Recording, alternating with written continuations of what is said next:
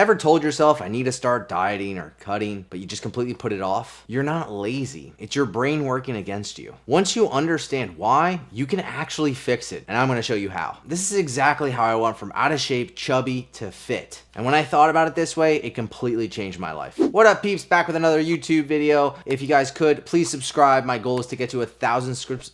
Come again? 1,000 subscribers by the end of the year. And if you could, just hit that button and let's get right into the video. Your brain hates change. If cutting feels like suffering, your brain is gonna resist, even though you know you won't starve. So here's how to fix it. Ease into it. Don't go from 0 to 100 right out the gate. Especially if this is your first time trying to really lose a lot of body fat, don't do that. Start with a small calorie deficit, 200 to 300 calories every day, and that's it to start. And then you start getting into some gradual habit shifts and focusing on some small wins like hitting your protein every day or cutting out liquid calories completely. And let's be real, if you're not tracking your calories, what are you doing? You can't manage what you can't measure. Most people think they're eating in a deficit, but without tracking, it's all assumption. It's all up in the air. Even if you don't track forever, at least use it to build awareness and then have an idea of what you're putting into your mouth. Tracking doesn't have to be obsessive. It's just a tool. Start by logging your food for a week. Even eyeballing portions is better than flying blind. This next thing we really need to address: dopamine and food addiction. This is exactly why diets suck all the time. Our ancestors had to fight for food, but now it's available everywhere we go. When you eat highly processed foods, you know what I'm talking about, the really good foods, Doritos, Sour Patch Kids, you name it, your brain releases dopamine. And that dopamine is just like a reward sense, and you just want to keep on eating that food. When you cut out all those foods, your brain goes, what the heck? What are you doing? Give it back. And your brain goes into a panic. This is why people binge after a few days of just cutting out all their favorite foods. And that's the trap. Most people, when they start a diet or a cut, they take away all their favorite foods. And then when they see that food or it's available to them,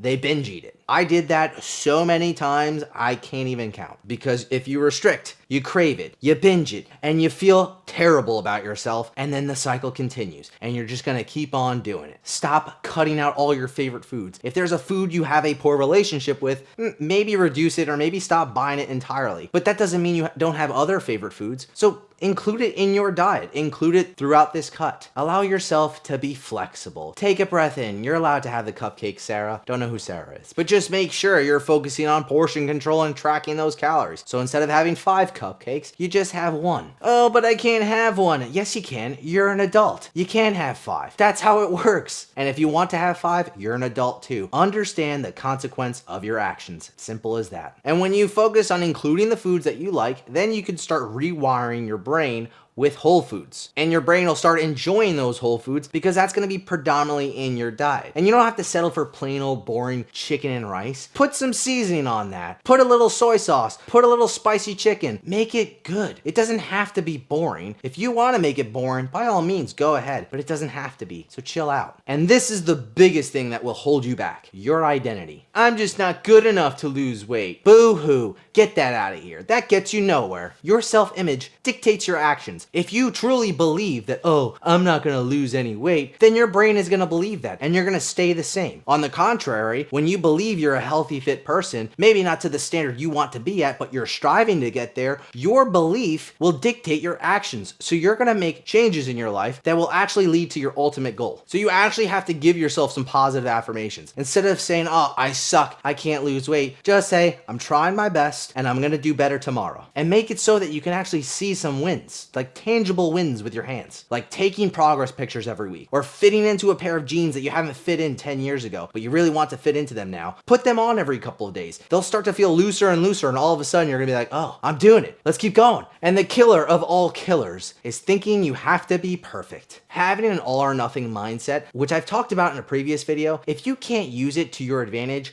ditch it. It's not gonna help you, and it's currently probably not helping you right now. I can't tell you the amount of times I've had clients that wanted to quit after their first week of working with me, not because I was doing a bad job, even though I was a new coach and I didn't know what I was doing, but because they had 1 bad meal or 2 bad meals or 2 bad days and they just wanted to stop. They gave up on themselves. And the only things I could say to them was, just try again tomorrow. And that's it. That's literally all you can do, because there's nothing you can change. You can't go back in time and smack the food out of your mouth. You have to just literally move and roll with the punches. Because the truth is, 1 bad meal is not gonna spoil every everything. Honestly, you could have 3 bad meals in one day. It's not gonna ruin you. So you have to adopt the better, not perfect mindset. Instead of saying, I suck, I blew it, just think to yourself, it's okay. I need to be better tomorrow. What kind of changes do I need to make so that this doesn't happen again? And then truthfully, what you can do is an 80-20 rule. Be perfect 80% of the time each week. If you can do that and leave yourself some room to make mistakes 20% of the time, you're gonna be good. You're gonna be great. Now listen, if you're doing a bodybuilding show,